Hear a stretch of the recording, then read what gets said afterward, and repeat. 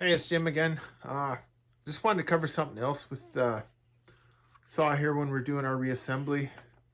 Um, I usually give it a little couple drops of oil on our wrist pin bearing before I do the reassembly.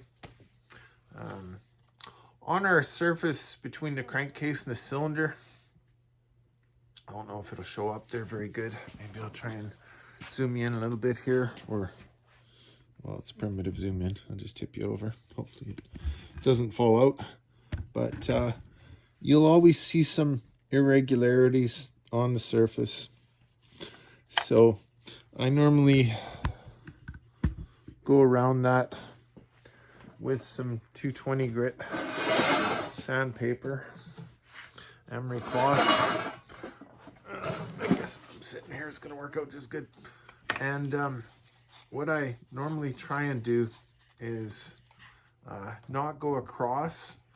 I want to go kind of in the same pattern as the shape of my base gasket's going to be, and that way not contribute to more places for there to be air leaks. If I'm going across, it could. And by using the base gasket, and then normally I also use a good adhesive sealer. It seals them up really good, but I'm just throwing that out there for you to consider.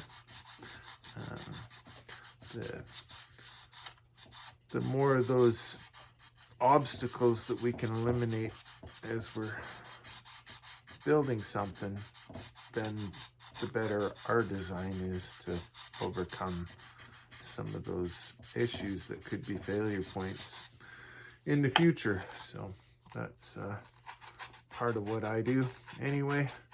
I guess there's probably no point in running this video the whole time. I'll put in a couple stills after. One other thing you do want to pay attention to though is these surfaces here where your case halves meet, and just see what kind of variation in height you've got there. And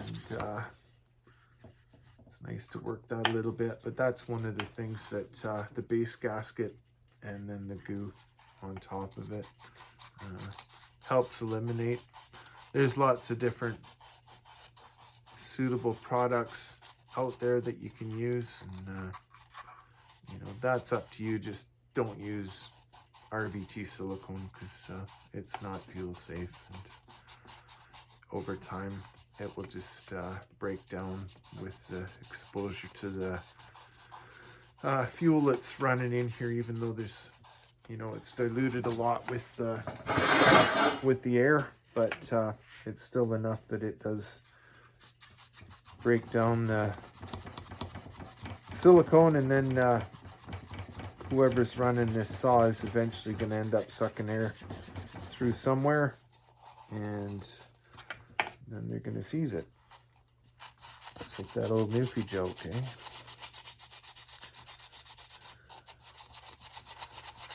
Okay, we'll catch you a bit. All right, so we're all cleaned up in there. Think about as well, if you're going to have very much residue, the shavings or whatever from sanding in there. All that real fine aluminum can plug up your bearings, so I hose it down with brake clean and then blow it out with air just to try and make sure that I'm not loading them up. And yeah, my Newfie joke was a couple old fishermen talking about Caesar salad, and if you forget to put the oil in with your fuel, you're going to Caesar salad. So anyway, dad joke for a Sunday morning. Okay, so getting ready to do our install here. Want to make sure that we have our intake boot back on the cylinder. I find with these guys that I usually put the clamp on in this orientation so that I don't have to worry about anything punching a hole in the impulse hose. Okay, like I said, finished cleaning up this surface. I'm going to install my piston now. And then, so I'm doing goo on both sides. I actually use a Motorcraft product. This one is very fuel and oil resistant. Had really good luck with it. Want to make sure we're just putting on a thin film though. We don't want to have so much excess that when everything gets pressed together that we end up filling in our lower transfer ports or stuff like that. And we actually want to let this get a bit tacky.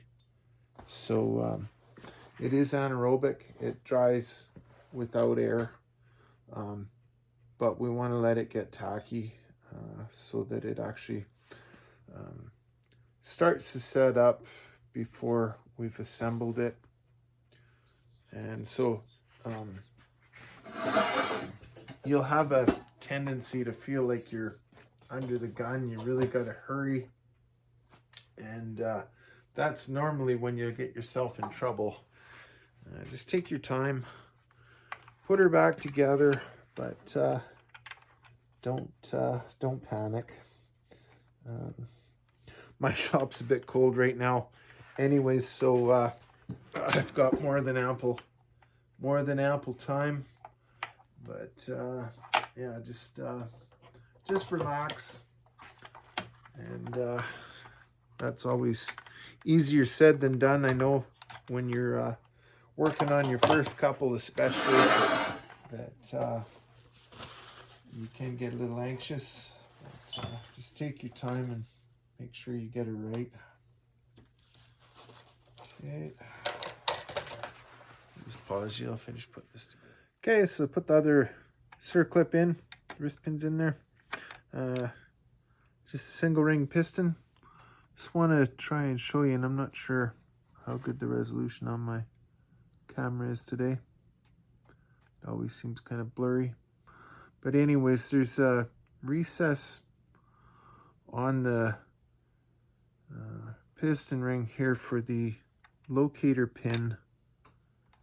So make sure that you have it the right way around so that the recess for that positioning pin fits right. I'm just going to throw it at you that way. And then there's lots of different ways to throw these on. Some guys will go at it this way. Walk the top past. Try not to gouge the surface of your piston up when you're moving your ring across it. You can also use a feeler gauge to go around it and help snap it in if that works better for you. But anyways, yeah. So we get this guy in there. And then, like I said, just make sure that those recesses actually allow that positioning, that they close up around the positioning pin. If you get that upside down, then what's going to happen is your ring isn't going to be able to compress enough. You're going to jam it when you go to slide your cylinder over top, and you'll end up hanging and probably breaking your piston ring off in there. So I've got a couple other things to do, and then we'll get ready to drop it over top of it here. I'll just show you. So this is the Felpro gasket that I actually made.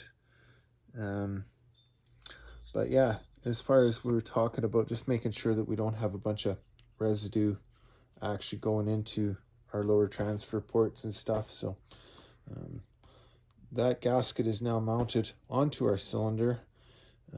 Then I'm going to put another thin layer of goo on the bottom as well, and let that get tacked.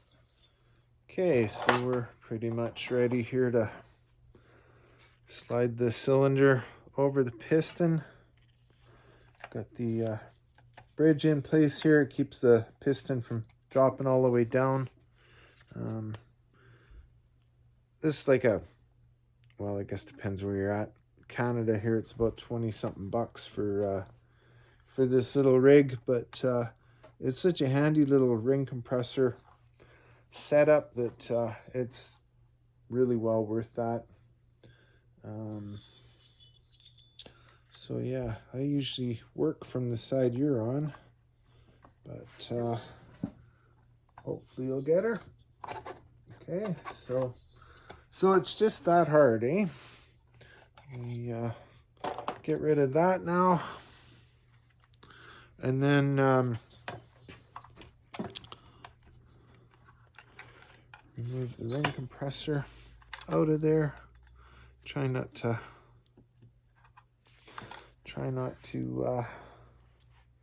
mess up our goo that I got in there. I don't always use goo on both sides, but I want to try and avoid any challenges here. Now, one thing we need to do is pull our impulse hose through before we set everything down. That was part of what I was explaining with that bolt for the clamp. There was I have the head down, so it gives me more room, and I don't have to worry about the end of that bolt rubbing into the impulse hose. Sorry, trying to do two things at once here. And then we just make sure that everything lines up where it should. Okay, bring that through. This got flipped around. Okay, so that's our throttle cable. All right, so that's basically what we want. Just make sure I got clearance here. I took a lot off the base of this cylinder. I want to make sure that I'm not going to have any issues with it contacting the flywheel there. Looks good. Then we can grab our cylinder bolts, put them through, and sometimes you might have to realign your gasket if it turns a little bit when you're putting it through, but looks like we're good.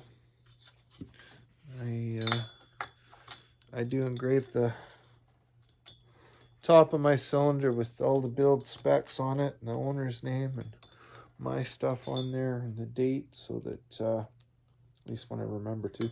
Normally I do. It's all very clear. I'm pretty transparent with my builds. Anyway, yeah, so I'll snug this up. I'm gonna let her set up a bit. I don't want to give up a lot of my squish, so if I was to let that sealer set up a lot, it could actually change the height difference between the squish band and the piston. I do want to stick at about the 23 thou that I built this for, but I find that when this is a little bit tackier, as you squish it together, you get a lot better seal. So it's a little bit of a balance there, but not trying to overcomplicate anything, but just the way it is. Okay, well, that's pretty much that. We'll bring you back in when I'm doing the pressure and vacuum test and kind of go through that a little bit. Thanks for tuning in.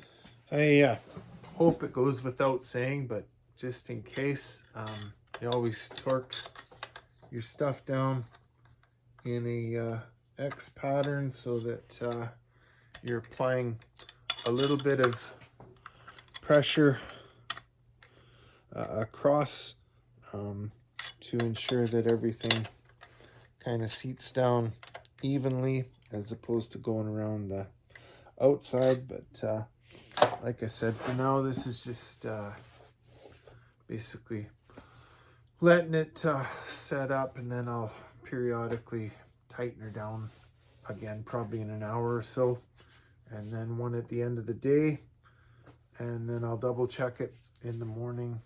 Some of this stuff does shrink a little bit as it cures, so just want to bring everything down snug, and then give her a good tightening in the morning, and then I'll do my pressure vacuum test. Okay, thanks.